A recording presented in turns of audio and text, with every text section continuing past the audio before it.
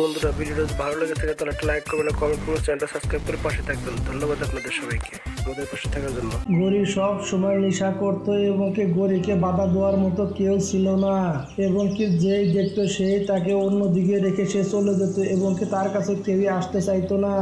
আরে মদ খেতে কতই না ভালো লাগে রে, আমাকে বাধা দেওয়ার মতো কেউ নেই। গরি তো নিশার ঘরে এসব কথা বলতে বলতে যাচ্ছিল এবং কি মেন রাস্তা দিয়ে তখন একটি বুড়ি লোকের সাথে ধাক্কা খায়। তখনই গরি নিচে পড়ে যায়। এই রাস্তা দিয়ে কি দেখে চলতে পারো না নাকি? হাতে মদের বোতল নিয়ে এভাবে পাগলের মতো হাঁটছো? দেখ বুড়ি, তুই বুড়ো মানুষ দেখে তোকে কিছু বললাম না, নাহলে তো আমি হাত দুটো ভেঙে দিতাম। তুই কি দেখে চলতে পারিস না? তুই আমার কাছে এসে টক্কর মারছিস এবং কি আমাকে ধাক্কা দিয়ে নিচে ফেলে দিলি। বুড়ি মানুষ বাসায় থাকতে পারিস না? বাইরে কেন বের হয়েছিস? বাসায় চলে যা বলছি। বুড়ি বেটি তখন তার অবস্থা দেখে সে তো অনেকটা অবাক হয়ে যায় এবং কি গরির শরীর দিয়ে মদের গন্ধ বের হচ্ছিল। তখন বুড়ি বলতে থাকে, মদ খোরজানি কোথাকার, জুয়া খোরজানি কোথাকার, একদম পুরা মদখোর হয়ে গিয়েছে। মেয়ে মানুষ হয়ে মদ খেয়ে রাস্তা দিয়ে হাঁটছে, তোর লজ্জাশরম বলতে কিছু নেই? আবার তুই বড় বড় কথা বলছিস আমার সামনে দাঁড়িয়ে। মুরব্বীদের সাথে কিভাবে কথা বলতে হয় সেটাও মনে হয় জানিস না। এই বুড়ির বাচ্চা, আমি কি তোর বাপের টাকা দিয়ে মদ খাই নাকি? আমার টাকা দিয়ে আমি মদ খাই? চালু করে আমার রাস্তা থেকে সর, না হলে বোতল দিয়ে তোর মাথা কিন্তু ফাটিয়ে দিব বলছি। যা বলছি এখান থেকে। হে আল্লাহ, তুমি এই মেয়েটাকে হেদায়েত দান করো। যার কপালে জুটবে এই মেয়ে, তার জীবনটা ধ্বংস হয়ে যাবে। আমার এখান থেকে যাওয়াই ভালো, আমি যাই।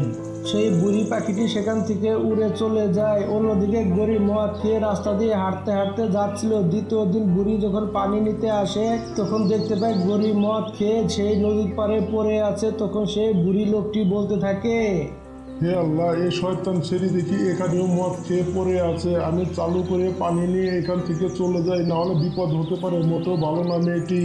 সেই বুড়ি লোকটি পানি ভরছিল। তখনই হঠাৎ করে গরির চোখ খুলে যায়। শব্দ পেয়ে সে উঠে দাঁড়িয়ে যায়।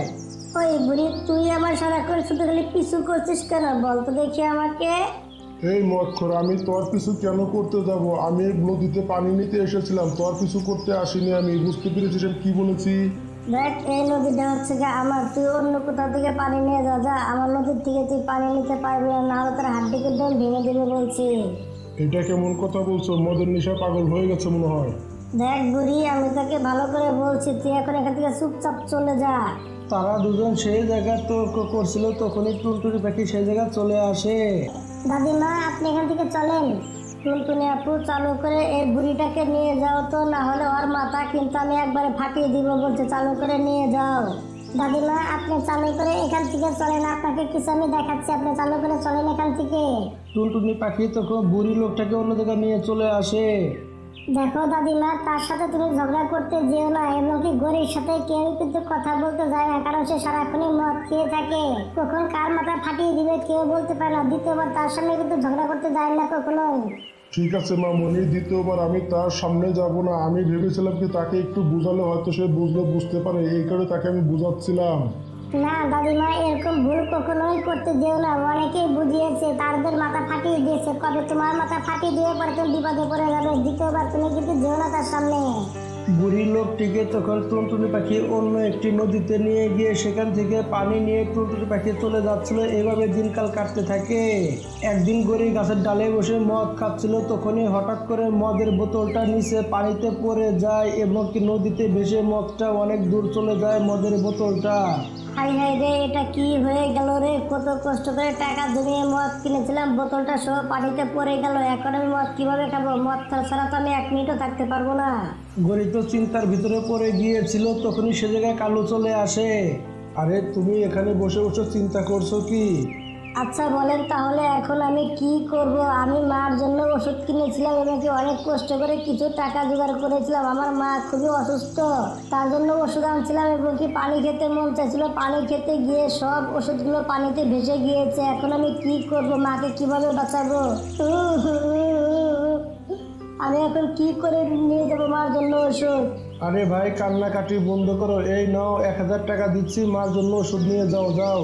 আরে ভাই, এই কাওয়াটা দেখছি একদমই সোজা সাথে। দেখি আর কিছু টাকা তার কাছ থেকে নেওয়া যায় কিনা। আরে ভাই, তোমার কি হয়েছে? তুমি আবার কান্নাকাটি শুরু করছে কেন? আমি তো তোমাকে টাকা দিলাম, তাই না? মার ওষুধ আনতে হলে আমাকে 2,500 টাকা লাগবে। আমার তো এই টাকায় কোনো কিছুই হবে না, এই কারণে কান্নাকাটি করছে। অন্য ওষুধ নিয়ে যাবো আমি কিভাবে? কালু তখন গরির জন্য আরো 1500 টাকা দিয়ে দেয় এবং কি গরি তো অনেকটাই খুশি হয়ে গিয়েছিল। অন্যদিকে কালু তো গরিকে পছন্দ করা শুরু করে দিয়েছিল। ঠিক আছে, এই টাকাগুলো নিয়ে তোমার মার জন্য ওষুধ নিয়ে যাও এবং কি তোমার নামটা কি আমাকে তো বলে দাও। আমার নাম হচ্ছে গরি এবং কি এখন আমি বাসায় চলে যাবো। মার জন্য চালু করে ওষুধ নিয়ে বাসায় যেতে হবে। কালকে তুমি আমার জন্য এখানে অপেক্ষা করো, কালকে তোমার সাথে কথা বলবো, কেমন? এখন আমি যাই। এসব কথা বলে গরি তখন সেখান থেকে সে চালু করে উড়ে চলে যায়। বাহ বাহ, মেয়েটা কতই না ভালো। মেয়েটার মার জন্য কত কান্নাকাটি করছিল। আমি বিয়ে করলে এই মেয়েকেই করব, কারণ এই মেয়েটাকে বিয়ে করলে আমার মাকে খুবই যত্ন করে রাখবে এই মেয়েটা। আমি এই কারণে এই মেয়েটাকে বিয়ে করব। কালু এসব কথা বলে সে তখন বাসায় চলে যায়। অন্যদিকে গরি তো দোকান থেকে 2 বোতল মদ নিয়ে সে বাসায় গিয়ে তখন সে খাওয়া শুরু করে দেয়। হে আল্লাহ, এরকম যেন আমার স্বামী একটা কপালে ঢুকিয়ে দেয়। কালু আর গরি তখন তারা পরাই দেখা করতো। অন্যদিকে কালু তখন গরিকে বিয়ের কথা বলে। গরি তখন কিছু না জেনে শুনে সে তখন বিয়ের জন্য সে তখন রাজি হয়ে যায়। কালু, তোমার বাসায় কে কে থাকে? দেখো গরি, আমার একমাত্র শুধু গেলে মাই বাসায় থাকে। মা ছাড়া পৃথিবীতে আমার কেউ নেই। আমার মার কাছে থাকলে তুমি নিজের মেয়ের মতো আদর পাবে। তাহলে চলো তোমাদের বাসায় চলে যাই। না কালু, এখন বাসায় গিয়ে লাভ নেই, কারণ আমার মা তো আমার ভাইয়ের কাছে থাকে। আমার মা কালকে সকালবেলায় চলে গিয়েছে এবং কি তুমি যদি আমাকে আগে থেকে বলতে তাহলে মাকে আমি থামিয়ে রাখতাম, মাকে যেতে দিতাম না। মা তো বাসায় চলে গিয়েছে, এখন তো লাভ নেই। আর আমার ভাই যেখানে থাকে সেই জঙ্গলটা হচ্ছে অনেক দূরে, সেখানে যাওয়া যাবে না এখন। তাহলে চলো এখন আমরা দুজন বিয়ে করে নেই, তোমার কোনো আপত্তি না থাকলে।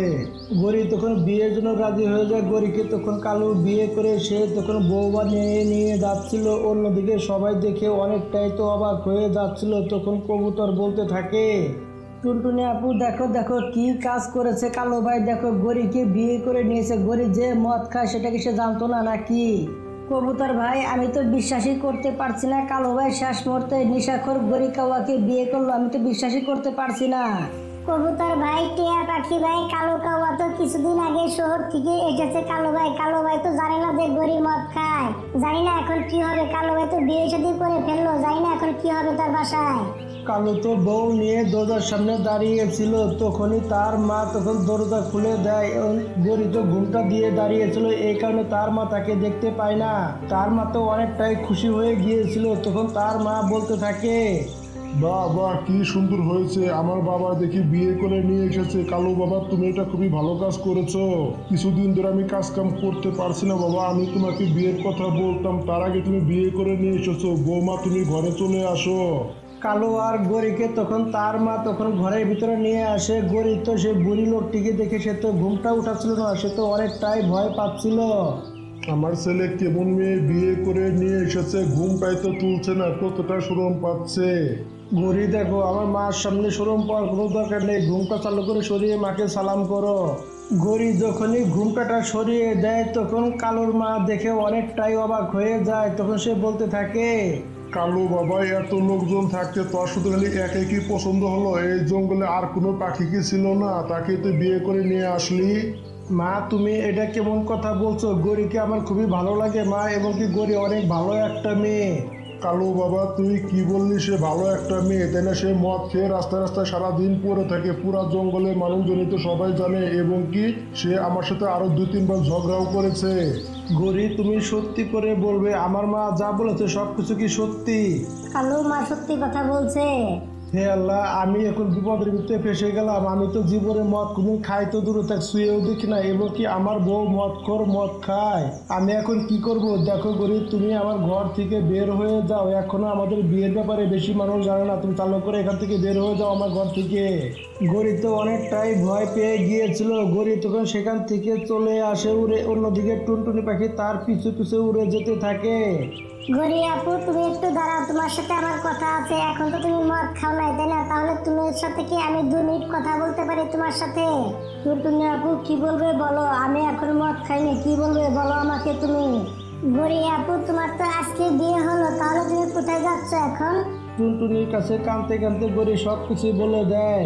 দেখো গরিব, তোমার সাথে তো এমনটা হবারই কথা ছিল। এখন তুমি বলো, তুমি কি বিয়ে শাদী করে সংসার সুন্দরভাবে করতে চাও, নাকি তুমি মদ খেয়ে রাস্তায় রাস্তায় পড়ে থাকতে চাও? দেখো টুনটুনি আপু, মদ ছাড়া আমি কিভাবে থাকবো বলো? ছোটবেলা থেকে খেয়ে আসছি, আমাকে বাধা দেওয়ার মতো কেউ নেই। মা বাপ তো অনেক আগে মারা গিয়েছে, তাহলে আমি থাকবো কি করে? দেখো গরিব, তোমার কাছে এখন ভালো হওয়ার একটা চান্স আছে। তুমি যদি কালো ভাইয়ের কাছে গিয়ে মাপ চাও এবং কি তাকে যদি কথা দাও তুমি কোনোদিনও মদ খাবে না, তাহলে কালো ভাই তোমাকে মাফ করে দিবে। এবং কি কালো ভাই খুবই ভালো একটা ছেলে, তাহলে তুমি খুব সুন্দরভাবে জীবন যাপন করতে পারবে, এই মদের হাত থেকে বেঁচে ফিরতে পারবে। দেখো টুনটুনি আপু, এখন বলে আর লাভ কি? কালো তো আমাকে ঘর থেকে বের করে দিয়েছে, কখনো তার কাছে সে আমাকে রাখবে না।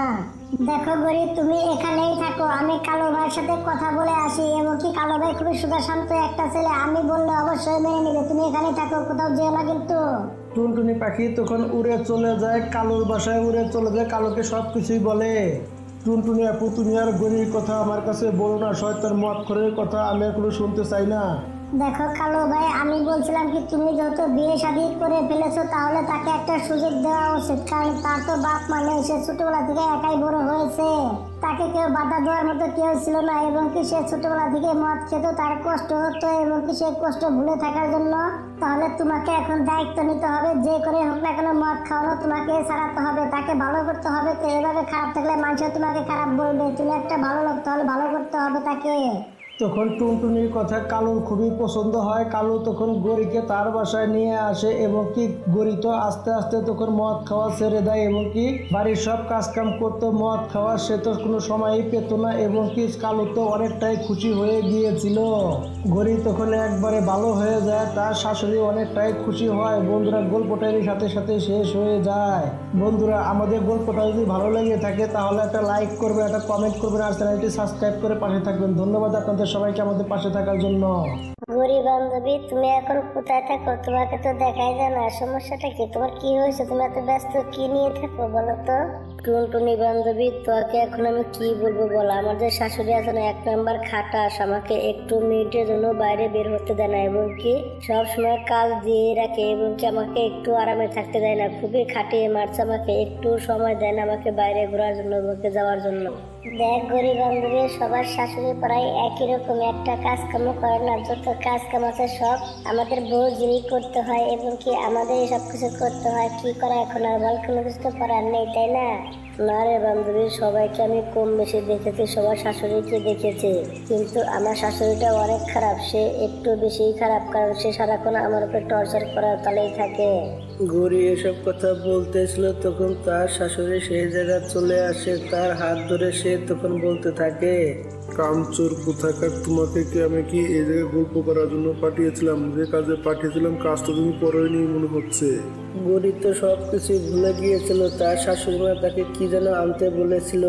প্লিজ মা, আপনি মন খারাপ করবেন না, আপনি রাগ করবেন না। আপনি কি কাজের কথা বলেছিলেন আমি ভুলে গিয়েছি। তোমাকে আমি পেশা ডাক্তারের কাছ থেকে কাশির ওষুধ আনতে বলেছিলাম, তুমি এখানে দাঁড়িয়ে দাঁড়িয়ে গল্প করছো। তুমি আগে বাসায় চলো, তারপরে তোমার আমি সবকিছু মনে করিয়ে দিচ্ছি এবং কি তারপরে তোমাকে আমি দেখাচ্ছি। এবং কি আমার গলাটা কাশতে কাশতে ব্যথা হয়ে গিয়েছে, আর তুমি বলছো তোমার মনে হচ্ছে না, মনে নেই। চলো বাসায় চলো, তারপরে তোমাকে মজা দেখাচ্ছি।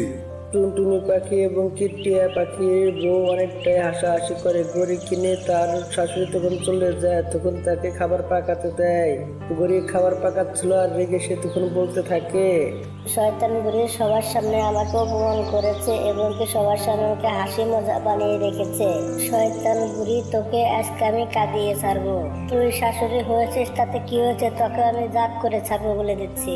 গরি তখন রেগে মেগে মরিচ বেশি করে দিয়ে দেয়, শুকনা মরিচের ফাঁকি, এবং কি তার শাশুড়িকে যখনই খেতে দেয়, তার শাশুড়ি খেয়ে তো অবস্থা খারাপ হয়ে যায়, কারণ তার ঠোঁট মুখ জ্বলে পুড়ে খার হয়ে যাচ্ছিল। সে তখন বলতে থাকে, হাই হাই রে, শেষ হয়ে গেলাম রে, কত ঝাল দিয়েছে রে, আমি মরে গেছি রে। গরিব বৌমা, তুমি চালু করে পানি নিয়ে আসো, আমি শেষ হয়ে গেলাম, চালু করে পানি নিয়ে আসো, এত জাল দিয়েছে রে। গরি, চালু করে মার জন্য পানি নিয়ে আসো, তাকে অনেক ঝাল হয়েছে, মা তো ঝালে মরে যাচ্ছে, চালু করো গরি, পানি নিয়ে আসো চালু করে মার জন্য। গরি তো রান্নাঘরে গিয়ে গ্লাসে পানি ভরে সে দাঁড়িয়ে থাকে, ইচ্ছা করে দেরি করতে থাকে। এদিকে তো গরির শাশুড়ির অবস্থা খুবই খারাপ হয়ে গিয়েছিল, ঝালে তো তার চোখ মুখ সব মুখ শুদ্ধ লাল হয়ে গিয়েছিল। গরিব বৌমা কোথায় গেলে? চালু করে পানি নিয়ে আসো, চালু করে পানি নিয়ে আসো, আমি শেষ হয়ে গেলাম, চালু করে পানি নিয়ে আসো। মা, ঘরে পানি শেষ হয়ে গেছে, আপনি 2টা মিনিট দেরি করেন, আমি নদীর থেকে পানি নিয়ে আসছি। স্বামী পানি নাই, তাহলে আমি কি করবো বলেন? পানি নিয়ে আসতেছে এখন আমি নদীর থেকে। থাক বৌমা, তোমার আর পানি আনতে হবে না, আমি নদী থেকে নিজে খেয়ে নিব। হাই হাই রে, কত মরিচ দিয়েছে রে, শেষ হয়ে গেলাম রে, আমার ঠোঁট মুখ জ্বলে পড়ে যাচ্ছে। গৌরীর শাশুড়ি তখন নদীতে গিয়ে সে তখন সেখানে গিয়ে পানি খায় এবং কি তার ঠোঁট অনেকক্ষণ পানিতে ডুবিয়ে রাখে। তখন সে বাসায় এসে বলতে থাকে, কালু বাবা, তোর বউ তো মনে হয় পাগল হয়ে গিয়েছে, এত জাল কেউ দেয় খাবারের ভিতরে?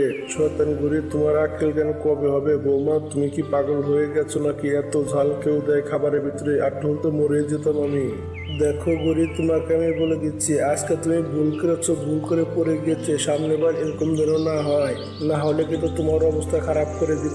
মনে রেখো, সে কিন্তু মুরগি মানুষ, এত জাল সে খেতে পারে না। তুমি বুঝতে পারছো কি বলছি? দেখো কালু, আমি সরাসরি বলে দিচ্ছি, রান্না বান্না করলে কম বেশি হতেই পারে, এবং কি তোমাদের যদি এত সমস্যা হয় তাহলে তোমরা নিজেরা পাকিয়ে খাও, আমি পাকাতে পারবো না। রান্না বান্না করলে কম বেশি লবণ মরিচ হতেই পারে। গৌরীর শাশুড়ি তো এমনিতে রেগেছিল, এই কথা শুনে আরো সে রেগে যায়। তখন সে লাঠি উঠিয়ে গৌরীকে মারা শুরু করে দেয়। তার মানে তুই কালকেও হলুদ মরিচ বেশি করে দিবি, খারাপ তোকে আমি ইচ্ছা মতো ধুলাই করবো, তোর ঠিক হয়ে যাবে, সোজা হয়ে যাবে একদম। তুই আর লবণ মরিচ কখনোই বেশি দিবি না। কালুর মতো গৌরীকে মেরে তার বাসায় গিয়ে সে শুয়ে পড়ে। তখন কালু তার মার জন্য খিচুড়ি পাকিয়ে নিয়ে এসে তার মাকে খাইয়েছে। গৌরী তো সব জিনিস দেখে অনেকটাই রেগে যায়। এইভাবে রাতটা তখন কেটে যায়। পরের দিন গৌরী তখন তার মার কাছে গিয়ে সবকিছু বলে দেয়। সে তখন কান্না করতে থাকে। দেখো মা, ওই বুড়ির বাসায় আমি আর যাবো না মা, আমার স্বামী ভালো না, আমার শাশুড়িও ভালো না মা। ওই বুড়ি বেটি তো আমাকে লাঠি দিয়ে মেরে কি অবস্থা করে দিয়েছে মা। ওই বাসায় আমি আর যাবো না, এখন থেকে আমি এখানেই থাকবো মা। দেখ মামনি, তোর শাশুড়ি অনেক চালাক, অনেক খারাপ সেই বেটি। এবার যদি তুই এখানে থাকা শুরু করে দিস আমার কাছে, তাহলে তোর স্বামীকে অন্য কোনো জায়গায় বিয়ে করিয়ে দিবি। পরে তুই কোথায় থাকবি, মানুষ তোকে খারাপ বলবে। মামনি, তোমাকে তো যেতেই হবে তোমার শ্বশুর বাড়ি। বুঝতে পেরেছ আমি কি বলছি? দেখো মা, ওই বুড়ি বেটি যদি ওই বাসায় না থাকতো তাহলে আমি খুব আরাম মতো বাসায় থাকতে পারতাম মা। ওই বুড়ি বেটি অসুখে পড়ে না, কোনোদিকে যায় না এবং কি মরেও না, খুব কষ্টে পেতে আছে মা। ওই বাসায় থাকা আমার কোনো দুর্ঘটনার মতো হয়ে গিয়েছে মা। ওই বেটি মরে গেলে তাও শান্তি হতো মা, আমি তো একটু শান্তিতে থাকতে পারতাম। আমার স্বামীটাও তার কথা ছাড়া কোনো কিচ্ছু করে না। দেখ মামনি, আমার কাছে একটা বুদ্ধি আছে। একটি টিয়া পাখি বাবা এই জায়গায় চলে এসেছে, সে অনেক ভালো, সবারই সহযোগিতা করে। চল যাই, তার কাছে যাই, চল। তারা মা বেটি দুজন মিলে সেই টিয়া পাখি বাবার কাছে চলে যায়। সেই টিয়া পাখি বাবাটি নদীর পাড়ে বসবাস করত। টিয়া পাখি বাবা, দেখেন আমার মেয়েটাকে তার শাশুড়ি মেরে কি করেছে, মাথা ফাটিয়ে দিয়েছে। প্লিজ টিয়া পাখি বাবা, আপনি একটু সহযোগিতা করেন আমাদেরকে। দেখেন টিয়া পাখি বাবা আমাকে মেরে কি করেছে, সে যদি এইভাবে আমার উপর অত্যাচার করতে থাকে তাহলে তো আমি মারা যাবো। তার কাছ থেকে মুক্তি চাইছি। মামনি, তুমি কিভাবে মুক্তি চাও তার কাছ থেকে বলো। দেখেন বাবা, আমি চাইছি আমার শাশুড়ি মরে যাক এবং কি তার থেকে আমি মুক্তি চাই। সে মরে গেলে আমি মুক্তি পাবো, না হলে আমি শান্তি পাবো না সেই বাসায়। ঠিক আছে মামনি, তুমি এই বিষাক্ত আঙ্গুর ফলগুলো নিয়ে যাও। তুমি এই আঙ্গুর ফলগুলো তোমার শাশুড়িকে প্রতিদিন একটা করে খাওয়াবে, যে তোরে মরে না যায়। আর এবং কি তুমি তোমার শাশুড়ির সাথে খুবই ভালো ব্যবহার করবে এবং কি তাকে খুব সুন্দর সুন্দর ভালো ভালো সুন্দর সুন্দর খাবার তোমার শাশুড়িকে তুমি পাকিয়ে খাওয়াবে, তোমার শাশুড়ি যেন বুঝতে না পারে। এবং কি তোমার শাশুড়িকে এই আঙ্গুর ফলগুলো খুবই সাবধানের সাথে খাওয়াবে, কথাটা মাথায় রেখো।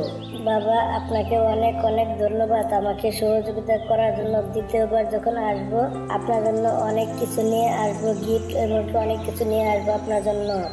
এসব কথা বলে তারা দুজন সেখান থেকে চলে আসে। গৌরী তো তার শ্বশুর বাড়ি উড়ে যেতে থাকে, গিয়ে সুন্দর সুন্দর খাবার পাকিয়ে তার শাশুড়িকে খাওয়াতে থাকে, তার মনটা ভালো করার চেষ্টা করে। বাহ বাহ, খাবারটা খুবই মজা হয়েছে। আমার গরিব বৌমা তো ভালোই পাকাতে পারে। কালকে মরিচ বেশি দিয়ে পাকিয়েছিল, মুখটা ঝালে পুড়ে গিয়েছিল, আজকে ক্ষীর পাকিয়ে দিয়েছে। বাহ, কতই না ভালো হয়েছে। আমার বৌমা মনে হয় ভালোই রান্না করতে পারে, খুবই ভালো হয়ে গিয়েছে। আমার বৌমা মনে হয় ভালো হয়ে গিয়েছে। গৌরীর শাশুড়ি তো অনেকটাই খুশি হয়ে যায় ক্ষীর খেয়ে এবং সে মুসকে মুসকে হাঁটতে থাকে। রাত্রেবেলা গৌরী তো তার হাত পা টিভি দিচ্ছিল, তখন বলতে থাকে, গরিব বৌমা, অনেক রাত হয়েছে, যাও তুমি শুয়ে পড়ো। যাও বৌমা, তুমি অনেক কাজ কাম করেছো। আরে মা, আমি তো একটা জিনিসের কথা ভুলে গিয়েছিলাম। আমি বাসায় থেকে তো তোমার জন্য আঙ্গুর ফল নিয়ে এসেছিলাম, তোমাকে দিতে ভুলে গেছি। খারাপ মা, তোমাকে আঙ্গুর ফলগুলো এনে দিচ্ছি আমি। গরিব তখন আঙ্গুর ফলগুলো দিলে আঙ্গুর ফলগুলো তার শাশুড়ি খুবই সুন্দরভাবে খেয়ে তখন বলতে থাকে, বৌমা, আমার পেটটা ভরে গিয়েছে, এ কটা থাকলে আমি কালকে খাবো, সমস্যা নেই। তুমি গিয়ে শুয়ে পড়ো, অনেক রাত হয়েছে বৌমা, সারাদিন তুমি অনেক কাজ কাম করেছো। এখন তাদের সংসারটা খুবই সুন্দরভাবে চলছিল এবং কি গরিব খুব শান্তি মতো ছিল। একদিন গরিব তখন পানি আনতে চলে যায় নদীর পাড়ে এবং কি সেই জায়গায় তখন টিয়া পাখির বউর সাথে দেখা হয়। তখন টিয়া পাখির বউ তখন বলতে থাকে, গরি, আজকেও তুমি কি কিছু ভুলে গিয়েছো নাকি? না হলে সেদিনকে মতো তোমার শাশুড়ি তোমার সাথে আবারও রাগারাগি করবে। মনে করে দেখো, কিছু ভুলে গিয়েছো নাকি?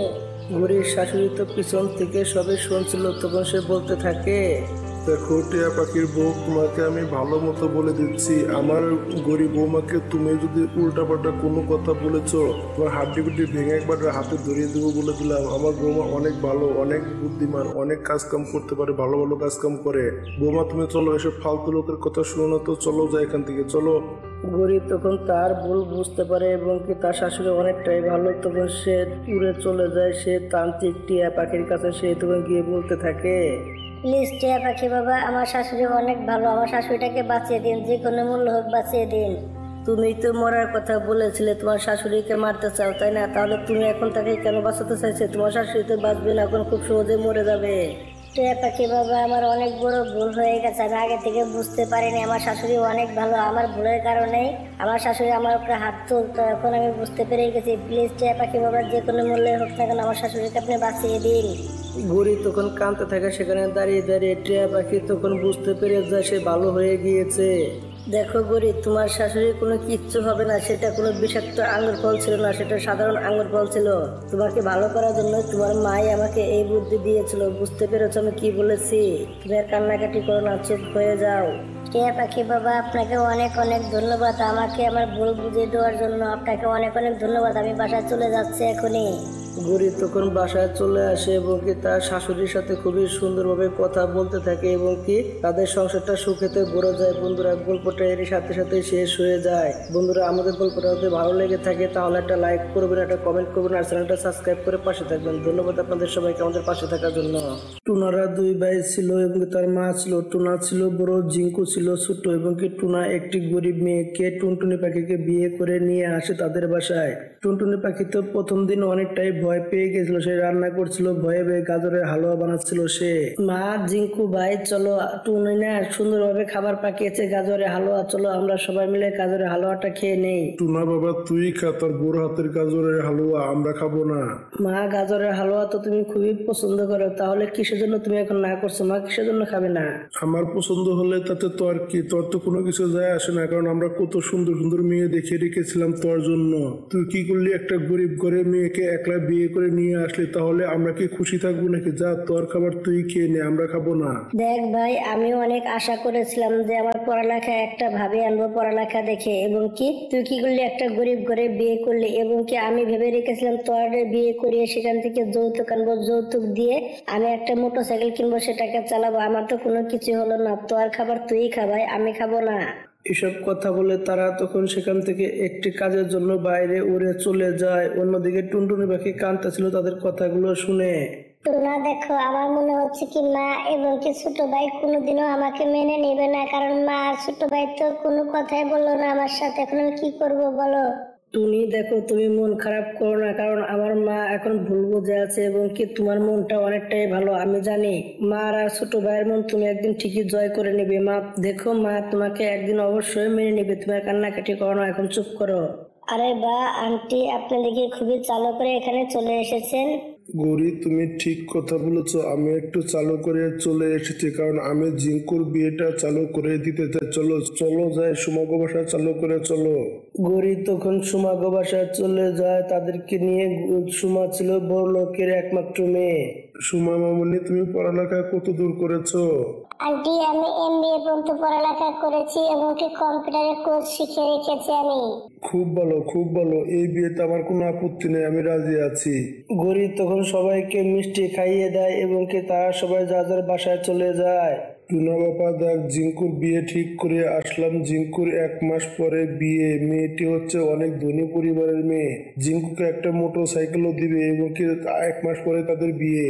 মা, এটা তো খুবই ভালো কাজ করেছো, আমি অনেক খুশি হয়েছি কথাটা শুনে। মা, সবাই তখন ঘুম এসে যায়। অন্যদিকে টুনটুনি পাখি তখন টুনাকে বলতে থাকে, টুনা বিয়ের দিন তারিখ ঠিক করে আসলো, তোমার কাছে একটাবারও জিজ্ঞাসা করলো না? দেখো টুনি, আমার মনে হচ্ছে কি মা আমার উপরে অনেকটাই রেগে আছে। এই কারণে মা আমার কাছে কোনো কিছু জিজ্ঞাসা না করে ছোট ভাইয়ের বিয়েটা ঠিক করে ফেলেছে। যাক, মা তো অনেকটা খুশি আছে, তাই না? মা খুশি থাকলে আমি খুশি, এতে আমার কোনো সমস্যা নেই। চলো আমরা ঘুমে এসে যাই, তুমি কোনো চিন্তা করো না। তারা তখন সবাই ঘুম এসে যায়। এইভাবেই তখন টুনটুনি পাখির দিনকাল কাটতে থাকে। টুনটুনি পাখি সুন্দরভাবে রান্না বাড়া করতে থাকে, তার শাশুড়ি খুব যত্ন করে। এভাবে দিনকাল কাটতে থাকে। 1 মাস কেটে যায়। অন্যদিকে তখন টুনার ছোট ভাই বিয়ে করে বাসায় নিয়ে আসে। টুনার মা তো অনেকটাই খুশি ছিল। আসো সুমা বৌমা, আসো। আর তুমি এখানে যা মন চায় তা তুমি করতে পারো। এটা তোমার নিজের ঘরই মনে করবে, তোমার মায়ের ঘর মনে করবে। যখন তোমার যা লাগবে তুমি আমাকে মন খুলে বলতে পারো, সমস্যা নাই মা, আমি সবকিছু পূরণ করার চেষ্টা করবো তোমার। টুনার মা তখন নতুন বউকে বাড়িটা ঘুরিয়ে দেখায় এবং কি ভালো ভালো খাবার খাওয়ায়। অন্যদিকে তখন টুনটুনি পাখি মনে মনে ভাবতে থাকে, সুমার কপালটা কত ভালো, মা কত আদর করছে তারে, অথচ মা আমার সাথে ভালো মতো কথা বলে না। আমার কপালটা কতটাই খারাপ।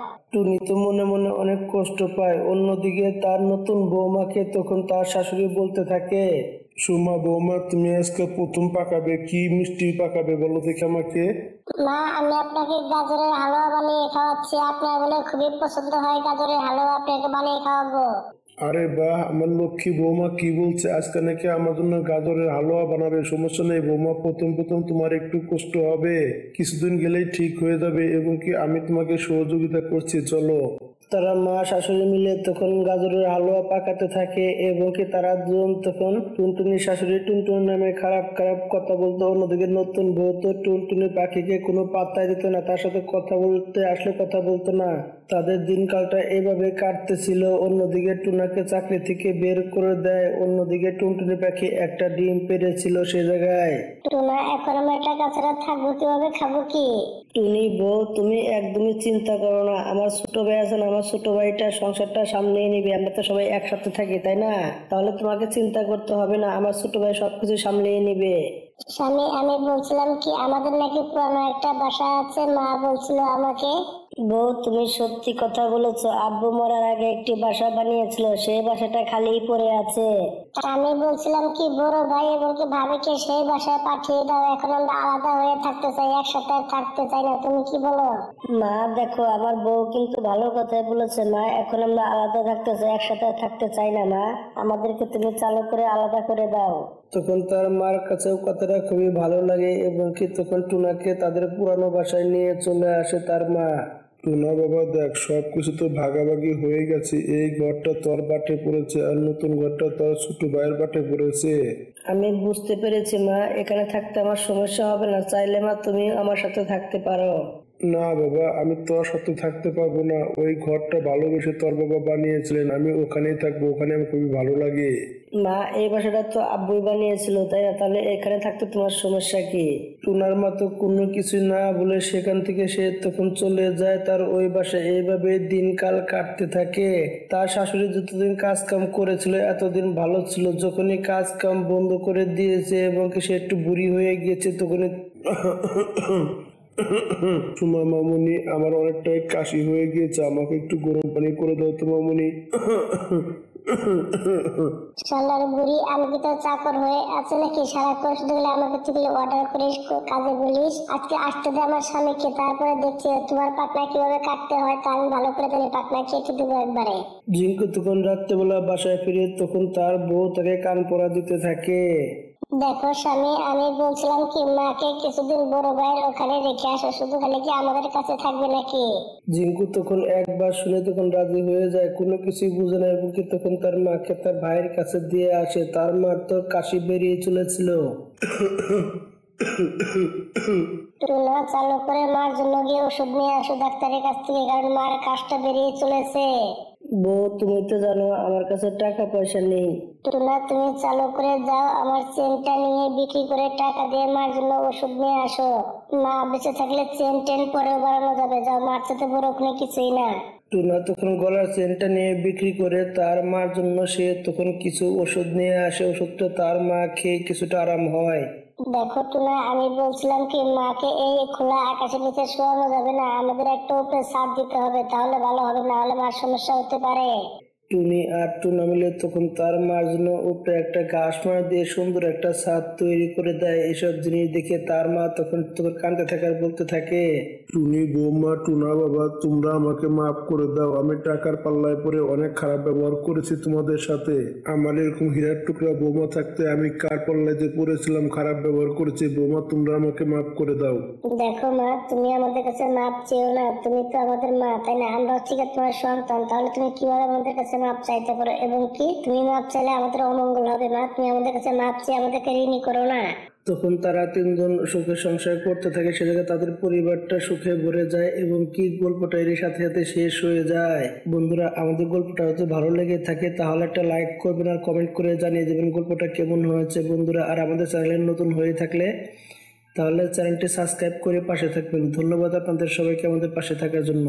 জঙ্গলে অনেক ঠান্ডা পড়েছে, ঠান্ডার কারণে কেউ সহজে বাইরে বেরোতো না। পাখিগুলো রোদ তাপিয়ে আবার তারা বাসায় চলে যেত এবং কি রাত হওয়ার সাথে সাথে সবাই তো যার যার বাসায় খুব আরাম করতো। তারা গরম গরম বাসায় তারা সবাই ঘুম পারতো। একটি আম গাছ ছিল, আম গাছের শরীরে কোনো কিছু ছিল না। আম গাছটা অনেক কষ্ট দিনকে কাটাচ্ছিল, তা অনেক পানি পিপাসা পেয়েছিল।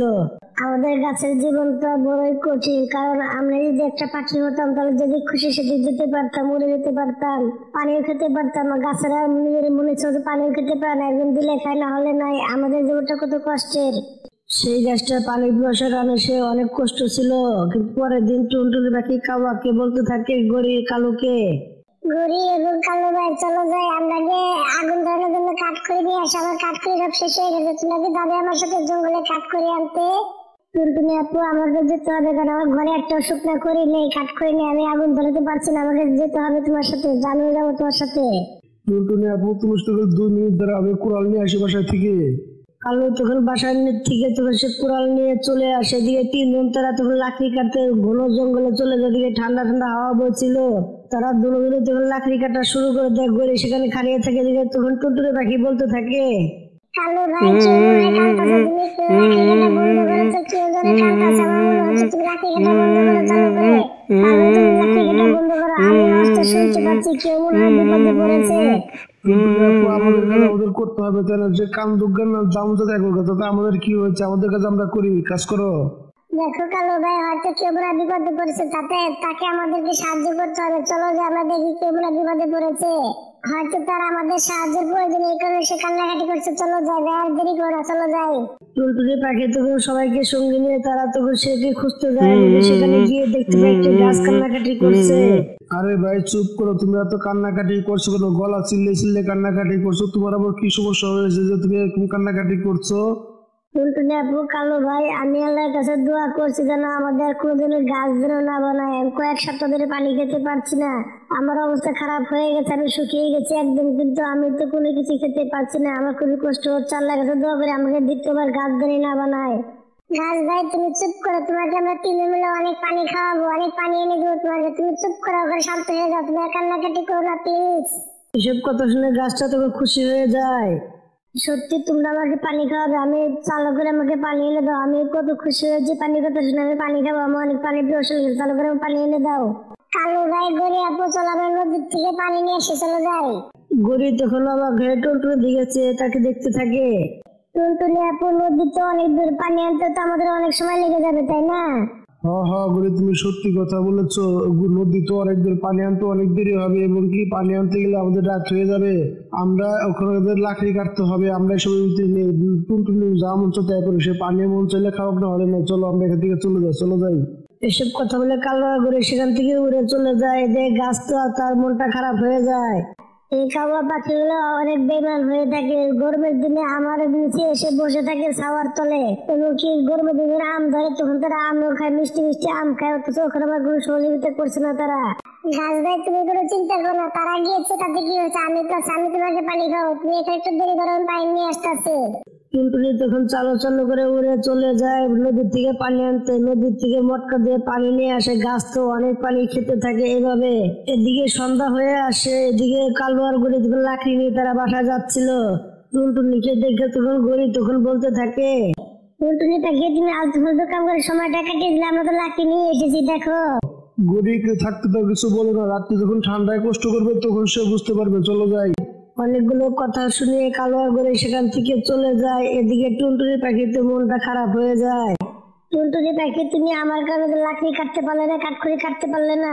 গাছ ভাই সমস্যা নেই, আজকে রাতে আমি কষ্ট করে ঘুম এসে নেবো, সমস্যা নেই। কিন্তু তোমার তো পানি পিপাসা মিটে গেছে তাই না, এতে আমি অনেক খুশি হয়েছি। এখন আমি বাইরে যেতে হবে।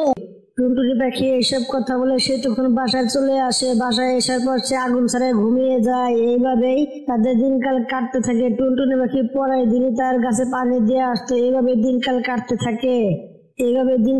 থাকে। এদিকে ঠান্ডার দিন চলে যায়, তখন সেখানে গরমের দিন চলে আসে। সব পাখিরই ছাওলা দরকার ছিল, গাছের ছাওলার জন্য পাগল হয়ে গিয়েছিল তারা সবাই। কালো আমাদেরকে এখান থেকে যেতে হবে, কারণ এখানে অনেক গরম লাগে। ওখানে আমাদের ভালো একটা গাছ খুঁজে বের করতে হবে বাসা বানানোর জন্য। এখানে থাকলে আমরা মরে যাবো, আমাদের এখানে থাকা যাবে না।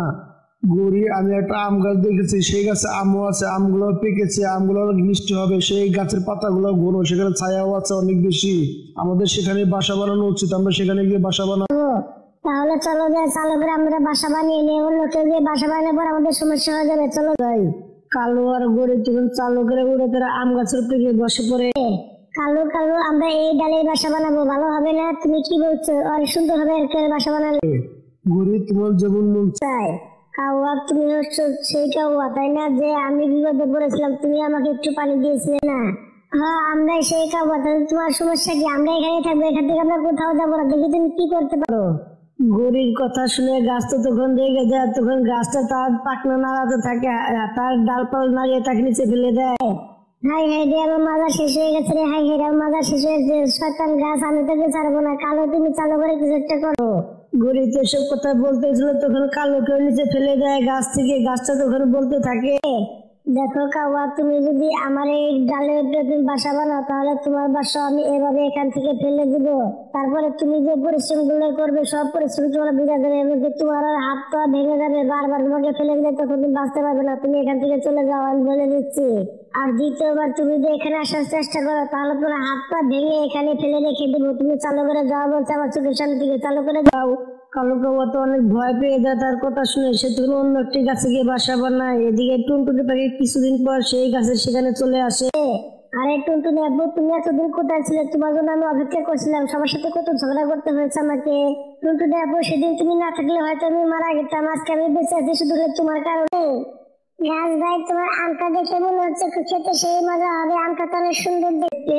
টুনটুনি আপু, নাও তুমি আমটা খাও। আমি তোমার জন্য দেখেছি এসব জিনিস, আর তোমার জন্য তো আমি এখনো বেঁচে আছি তাই না? আমার যা কিছু আছে সবই তো তোমার। এখন থেকে তুমি আমার ডালের মধ্যে বাসা বানিয়ে থাকবে। আমটাও তুমি সবই খাবে। আমার দুটো আম আছে, কাউকে দিব না আমি তোমাকে ছাড়া। তুমি খেতে থাকো। গাছ ভাই, তোমাকে অনেক অনেক ধন্যবাদ। আমি একটা ছায়াওয়ালা গাছে বিশ্বাস ছিলাম, এখন তোমাকে নিতে গেলাম। এখন আমার কোনো চিন্তা থাকবে না। টুনটুনি আপু, তুমি আমাকে ধন্যবাদ দিও না। ধন্যবাদ তো তোমাকে আমার দেওয়া উচিত, কারণ কিসের জন্য তোমার কারণে আজকে আমি বেঁচে আছি। তুমি তোমার কাজ কাম ফেলে রেখে আমাকে প্রতিদিন পানি দিয়ে গেছো, এই কারণে আমি বেঁচে আছি। না হলে তো আমি তখনই মারা যেতাম। তোমার কারণে আমি এখনো বেঁচে আছি। টুনটুনি পাখি তখন সেই গাছের উপরে ডালে একটা বাসা বানিয়ে নেয় এবং সেই সুন্দর সুন্দর মিষ্টি মিষ্টি আম খেতে থাকে। এদিকে প্রচন্ড রোদ উঠেছিল। টুনটুনি পাখি গাছের গোড়ায় প্রতিদিনই পানি দিত। এদিকে কালো কাওয়া যে গাছে থাকতো, পানি বনি কোনো কিছু দিত না, এই কারণে গাছের পাতাগুলো একলে ঝরে যায়। এত রোদ উঠেছিল, সব গড়ি আর কালো তখন মাথার উপরে পড়ে। এদিকে তখন টুনটুনি পাখি এসে বলতে থাকে, কালো আর গড়ি ভাই, দেখো তোমরা যে গাছে বাসা বানাও না কেন, সেই গাছটা শুকিয়ে যায়, নতুন গাছের পাতা ঝরে যায়, তোমরা পানি দাও না কেন? গড়ি, দেখো টুনটুনি আপু তো ঠিক কথাই বলেছে। আমরা যদি পরিশ্রম করি তাহলে সে ফল পাবো, তাই না? হলে কোথা থেকে পাবো? কালো, তুমি ঠিক কথা বলেছো। দেখো টুনটুনি আপু কত সুন্দর ভাবে সেই গাছে বাসা বানিয়ে আছে। দেখো তার কোনো খাবার দাবারের কোনো চিন্তা নেই। সে গরমের দিনে কিন্তু সে মিষ্টি মিষ্টি ফল খাচ্ছে এবং আমরা দেখো শুকনো খাবারও খুঁজে পাচ্ছি না। আমাদের কত কষ্ট করতে হচ্ছে, আমাদের কষ্টে জীবনটা যাচ্ছে। আমাদেরও পরিশ্রম করতে হবে এখন থেকে, তাহলে আমরা ভালো থাকতে পারবো। গরি এবং কালো কালো খুবই আফসোস করতে থাকে সেই আম গাছটার জন্য। তারা তখন বুঝতে পারে তারা অনেক বড় ভুল করেছে। তারা তখন ভালো হয়ে যায় এবং তারাও কষ্ট করা শুরু করে দিবে, তারাও পরিশ্রম করতে থাকবে। তারা তখন ভালো হয়ে যায়, তাদের মনে ভালো চিন্তা ভাবনা আসে। বন্ধুরা, গল্পটা এইভাবে শেষ হয়ে যায়। বন্ধুরা, আমাদের ভিডিও যদি ভালো লেগে থাকে তাহলে একটা লাইক করবেন, একটা কমেন্ট করবেন আর চ্যানেলটা সাবস্ক্রাইব করে পাশে থাকবেন। ধন্যবাদ আপনাদের সবাইকে আমাদের পাশে থাকার জন্য।